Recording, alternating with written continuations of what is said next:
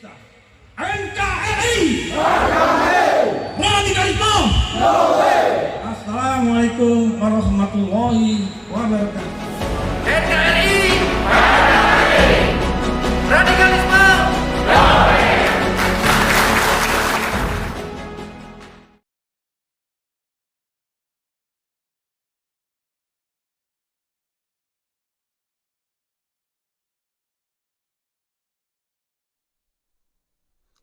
Assalamualaikum warahmatullahi wabarakatuh.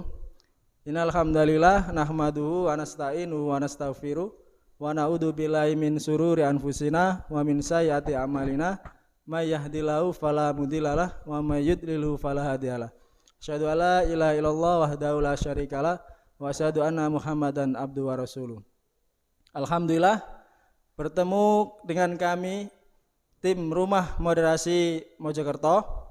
Saya sendiri di sini, yakni Lutfi Teguh Oktavianto, ex napi terorisme kasus bom Surabaya.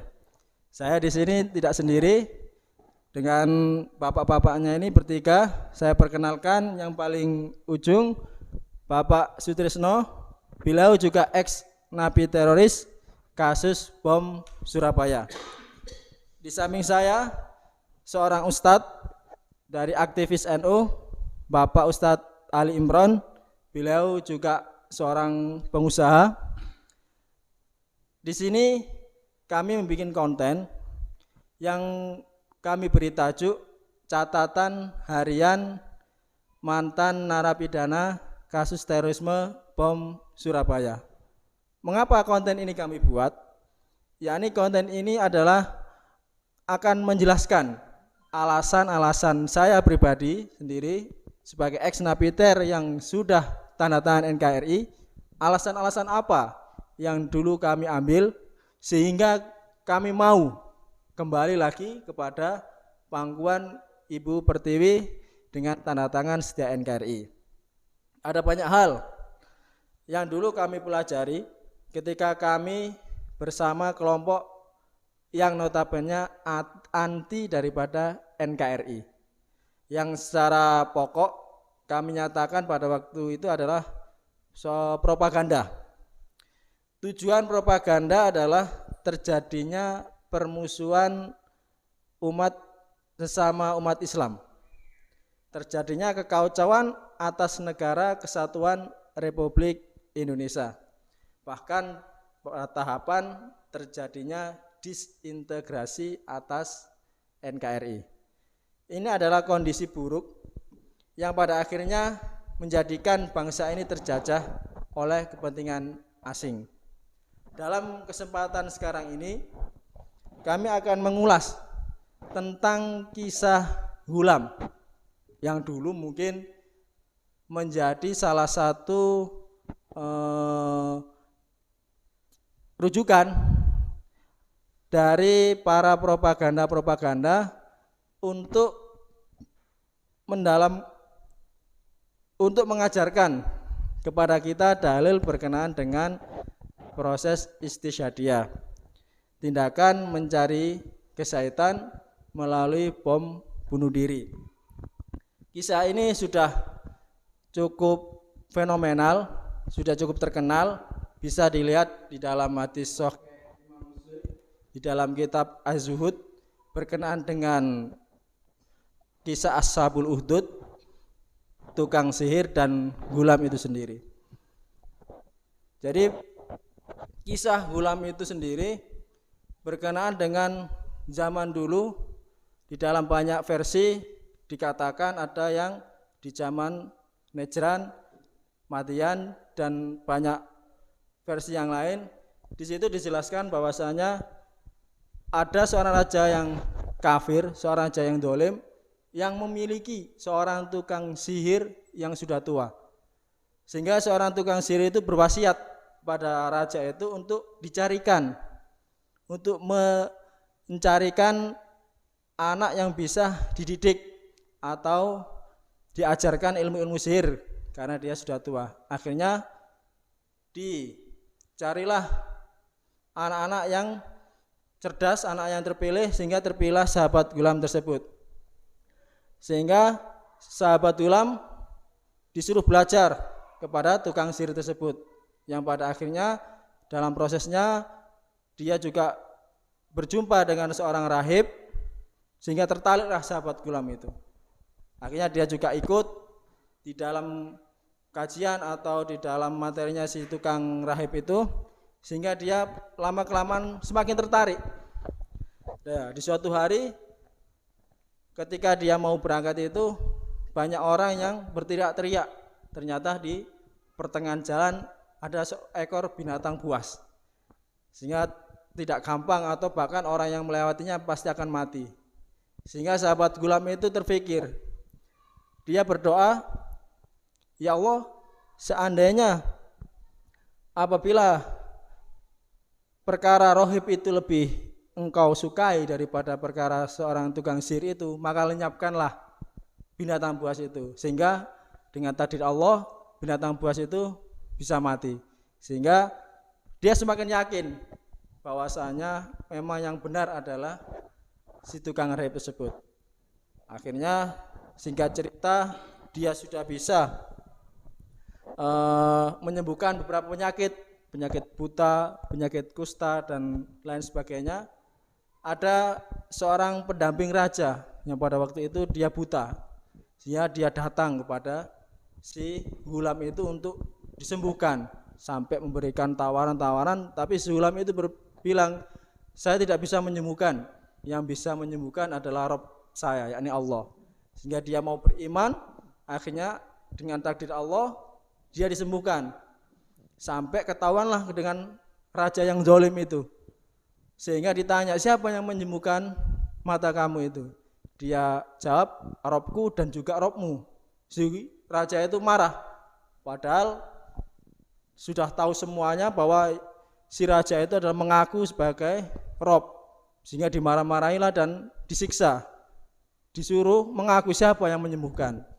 Pada akhirnya si pendamping raja itu mengaku bahwa yang menyembuhkan adalah si Gulam. Dipaksalah si Gulam, ternyata si Gulam juga mengatakan bahwa yang mengajari ini adalah si rahib. Sehingga raja marah, si raja memaksa untuk si rahib itu keluar dari agamanya, tidak mau, sehingga diperintahkan untuk digergaji. Digergaji, pada akhirnya meninggallah dia. Kemudian si pendamping raja juga disuruh untuk kembali kepada agama si raja, dia tidak mau. Akhirnya digergaji juga dia, meninggal juga. Terus akhirnya sampailah kepada si Gulam. Si Gulam ini juga diperintahkan untuk kembalilah kamu kepada agamaku, tapi dia tidak mau. Sampai akhirnya seorang raja itu marah, dikumpulkanlah pasukan-pasukannya untuk buanglah dia ke gunung. Naiklah kamu ke gunung, ketika kamu sudah di atas gunung, lemparkanlah dia. Tapi si raja itu pesan, bilang kepada dia, kalau dia mau kembali kepada agamaku, maka jangan kamu lempar. Akhirnya naiklah ke gunung. Di atas dia berdoa, ya Allah, selamatkanlah aku dengan kehendakmu. Akhirnya tidak jadi dia dilempar, malah pasukan-pasukannya raja itu dengan kehendak Allah jatuh ke jurang. Dia selamat, kembali lagi ke raja. Raja mengumpulkan pasukan lagi. Akhirnya dia disuruh dilempar ke tengah laut. Sampai tengah laut dia berdoa lagi, ya Allah, selamatkanlah aku dengan kehendakmu. Akhirnya dia selamat, kembali lagi dia ke raja. Raja bingung, dengan apa saya bisa membunuh si Gulam ini. Si Gulam ini akhirnya bilang ke raja, kamu tidak akan mampu membunuh saya kecuali dengan satu syarat. Akhirnya raja itu mau dengan persyaratan itu.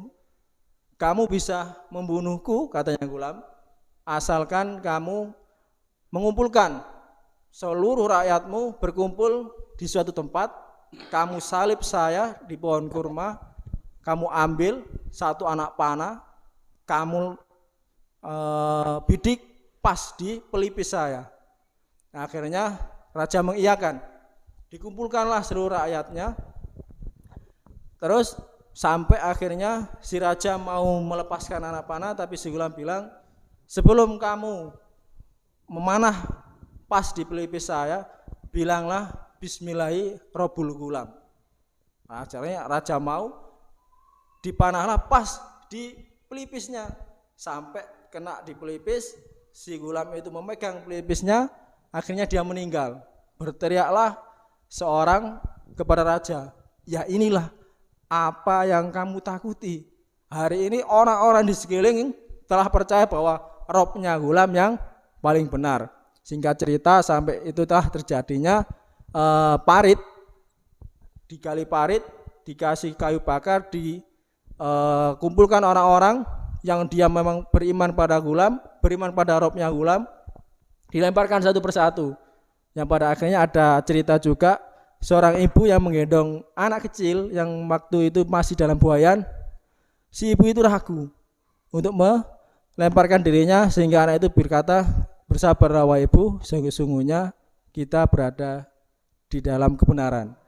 Mungkin itu kisah singkat yang dulu menjadi titik tekan seorang para propagandis itu untuk memberikan hujah bahwasanya ada hujah untuk kita melakukan bom bunuh diri, yakni dengan senjata kita sendiri.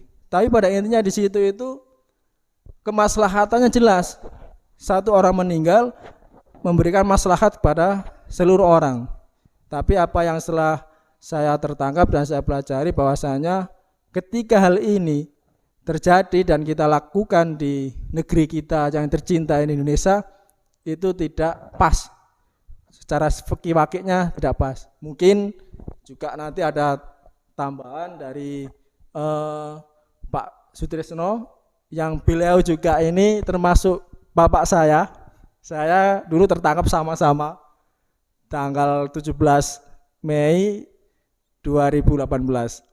Mungkin itu ada tambahan mungkin dari Bapak Sutrisno tentang yang dulunya kita juga sama-sama menerima doktrinasi itu sehingga semakin mantap sampai akhirnya kita mau mengorbankan diri kita untuk menjadi pengantin bom bunuh diri. Silakan mungkin Bapak Sutrisno mau menambahkan apa yang saya sampaikan. Terima kasih. Assalamualaikum warahmatullahi wabarakatuh. Benar apa yang tadi dikatakan oleh Mas Lutfi, anak saya, bahwa banyak sebenarnya yang menjadi pegangan kami, yang menjadi perhitungan kami hingga kami kembali kepada pangkuan NKRI, hingga kami merujuk kepada pemahaman Islam yang rahmatan lil alamin. Antara lain adalah tentang adanya cerita gulam yang selama itu menjadi rujukan, menjadi dasar hujah bagi guru-guru kami dalam membenarkan adanya aksi istisdadiyah di negeri ini. Maka ketika kami dipaksa untuk sekolah di penjara, akhirnya kami lebih banyak punya waktu untuk merenung, untuk bermuhasabah, mana sebenarnya pemahaman yang paling benar itu. Apakah pemahaman yang selama ini kami jalani memang sudah benar, ataukah memang kami ada kesalahan-kesalahannya. Disitulah kami mulai mempelajari satu persatu, per item, hal-hal yang dulu kami yakini yang itu menjadi pertentangan, yang menjadi bertentangan dengan orang-orang pada kebanyakan. Termasuk bom istisdadiyah yang rekan-rekan kami lakukan di Surabaya. Bermula memang dulu saya membenarkan dengan adanya hujah gulam itu. Ternyata ketika kami lebih banyak punya waktu dan kami pahami, ternyata ada kesalahan yang justru itu sangat fatal sekali. Kalau dilihat secara hujah, secara global memang benar bahwa gulam pun termasuk bisa dikatakan sebagai bunuh diri karena telah menyerahkan dirinya untuk dibunuh, dan itu pun dengan senjatanya sendiri, karena dengan senjatanya musuh justru gulam nggak terbunuh, tapi justru dengan senjatanya sendirilah gulam terbunuh. Itu artinya mutlak gulam bunuh diri. Nah, Memang saat dulu saya memang membenarkan secara mutlak. Tapi ketika saya punya banyak waktu dan saya pikir-pikir, saya telaah, ternyata ada hal yang justru tidak pada tempatnya. Ada hal yang justru itu bertentangan sekali dengan apa yang terjadi dengan bom bunuh diri itu sendiri. Semisal, kalau Ghulam menyerahkan dirinya untuk dibunuh, mengorbankan nyawanya untuk dibunuh, itu jelas ada banyak kemaslahatan baik bagi Islam maupun bagi umat Islam. Satu, ketika Ghulam menyerahkan diri dengan dipanah oleh sang raja, Ghulam mengatakan di hadapan raja disuruh berkata, sebutlah Bismillahi Robbil Ghulam. Artinya apa? Menunjukkan kepada masyarakat yang berkumpul itu, rakyatnya raja itu, bahwa sesungguhnya ada ilah, ada Rob yang paling pantas untuk diibadahi, yaitu Robnya Ghulam, Allah. Sedangkan saat itu raja justru menghendaki dirinya lah yang disebut Rob. Nah, artinya apa? Artinya Ghulam berkorban nyawanya demi sebuah dakwah, demi sebuah pernyataan bahwa ada ilah selain raja ini, ada ilah yang berhak disembah, yang wajib disembah kecuali dari selain raja ini. Di situ jelas manfaatnya dan madaratnya hanya kepada Ghulam seorang. Sedangkan ketika terjadi istisadiah atau bom bunuh diri yang terjadi di Indonesia ini justru sangat berlainan dan berlawanan dengan apa yang terjadi pada Ghulam. Ghulam berkorban seorang diri dan membawa maslahat dengan masuknya rakyat sebegitu banyaknya mengakui Rabbnya Ghulam. Sedangkan dengan adanya bom bunuh diri di Indonesia ini, memang sasarannya boleh jadi orang kafir, tapi yang terbunuh juga ada orang-orang di luar orang kafir, orang Islam sendiri. Bahkan orang kafir itu pun yang hidup di Indonesia ini itu sudah ada kesepakatan dengan kita semua, yaitu dengan adanya Pancasila sebagai MOU kita bersama di dalam bernegara ini. Artinya apa? Artinya kita ini harus saling menjaga. Justru di sini kita malah saling membunuh.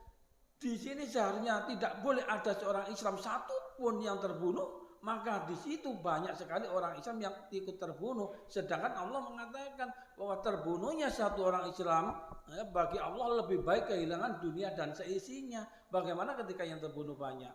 Nah, disitulah saya mulai satu item ini saya sudah tidak bisa menerima. Nah, dari banyak item-item nanti yang memang saya akhirnya merujuk kepada NKRI ini, banyak sekali item-item yang harusnya bisa saya jelaskan kepada Anda semua, kepada antum semua, pada ikhwan-ikhwan, agar antum tahu apa yang menjadi penyebab dan hujah hingga saya mau merujuk kepada NKRI ini, hingga saya mau keluar daripada pemahaman-pemahaman saya yang dulu, yang saya anggap itu banyak hulunya. Walaupun saya tidak mengatakan bahwa semuanya salah, tapi banyak hulunya. Nah, di mana hulu-hulu itulah yang akhirnya saya berubah dan saya kembali kepada Islam yang rahmatan lil alamin. Mungkin sementara itu saja dulu yang bisa saya sampaikan dan perlu saya sampaikan. Mungkin nanti juga bisa saya tambah atau di lain waktu akan kita bahas hal yang lain. Sekarang kita kembalikan ke Mas Lutfi, atau mungkin nanti ada tambahan dari Gus Imron, rekanan kami di dalam rumah moderasi ini. Dan saya minta untuk didoakan semoga rumah moderasi yang kami dirikan ini bisa ada maslahat bagi diri kita dan bagi umat Islam seluruhnya, bagi Mojokerto dan bagi Indonesia secara umumnya. Terima kasih. Monggo dilanjut Mas Lutfi. Assalamualaikum warahmatullahi wabarakatuh. Alhamdulillah, mudah-mudahan perjuangan ini senantiasa berlanjut. Ada beberapa hal yang saya garis bawahi. Beliau berdua, Mas Lutfi Pak Sutrisno yang mantan napiter bom Surabaya dan bergelar LC lulusan Cipinang. MK lulusan Nusa Kambangan. Oke. Menyatakan bahwa dulu yang disampaikan dalam kajian-kajian adalah materi-materi yang bersifat propaganda. Artinya materi-materi ini bukanlah kebenaran yang hakiki, tetapi hanyalah pembenaran. Bukan kebenaran, tetapi pembenaran. Ketika mereka berhasil dan banyak orang melakukan tindakan istishhadiyah yang dalam bahasa gampangnya kita nyatakan sebagai bom bunuh diri, maka yang pertama-tama terjadi adalah stigma teroris yang disematkan kepada umat Islam ini yang mereka ingin ciptakan. Jadi bahwa Islam itu adalah teroris. Stigma ini yang mereka inginkan. Yang kedua, tentu permusuhan dengan sesama umat Islam. Padahal tentang permusuhan ini sesuatu yang amat dilarang oleh Allah Subhanahu wa ta'ala.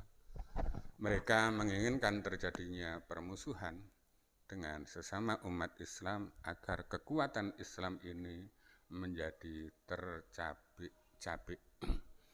Insya Allah untuk episode kali ini saya menyampaikan dua hal ini saja, bahwa yang namanya propaganda yang mereka berdua meyakininya bukanlah sebuah kebenaran, tetapi sebuah pembenaran. Kisah tentang Hulam tidak sesuai konteksnya ketika ini dijadikan dalil untuk melakukan bom bunuh diri. Yang kedua, ketika propaganda ini berhasil, maka bukan kemaslahatan Islam yang muncul. Yang paling nyata, paling awal adalah munculnya stigma teroris terhadap umat Islam. Mudah-mudahan bermanfaat dan mudah-mudahan di lain kesempatan kita bisa menyambung lagi dengan cerita-cerita, dengan pelajaran-pelajaran, dengan konten-konten yang pada akhirnya kita menjadi patriot pembela NKRI. Nanti Mas Lutfi paling akhir yel-yelnya NKRI. Insyaallah apa yang saya sampaikan cukup. Mohon maaf atas kekurangan. Allahul muwaffiq lakum bithoriq wa minkum. Assalamualaikum warahmatullahi wabarakatuh. Ya, terima kasih saya sampaikan pada Bapak Sutrisno dan juga Ustadz Ali Imron yang telah menyampaikan berkenaan dengan cerita Hulam dan juga penyelewengan berkenaan dengan paham-paham yang dulunya kami ikuti berkenaan dengan istishadiyah atau yang kita kenal sebagai bom bunuh diri, bahwa hal itu tidak pas dan tidak sesuai apa untuk kita lakukan di negeri tercinta ini, Indonesia. Demikian mungkin yang bisa kami bertiga sampaikan. Jadi pada titik tekannya bahwasanya kehidupan damailah yang kita nantikan. Karena apa? Sesungguhnya para teroris itu dia menginginkan untuk terjadinya kekacauan. Nah, itu yang mereka akan masuki. Jadi mereka tidak mau ada kedamaian sesungguhnya. Demikian mungkin sebelum kita akhiri perbincangan ini agar lebih semangat lagi, maka kita mungkin akan yel-yel dulu ya. Nanti kalau saya bilang NKRI, Bapak-bapak jawab harga mati. Kalau saya bilang radikalisme, Bapak jawab no way. Siap ya? NKRI harga mati. Radikalisme no way. Demikian. Assalamualaikum warahmatullahi wabarakatuh. Semangat nasionalisme. Ayo lawan radikalisme, jaga persatuan dan kesatuan Republik Indonesia. Rumah moderasi menjadi inspirasi, rumah moderasi tempat kita berbagi. Mari bersama-sama membangun negeri. Jayalah NKRI, jayalah NKRI, NKRI, harga mati.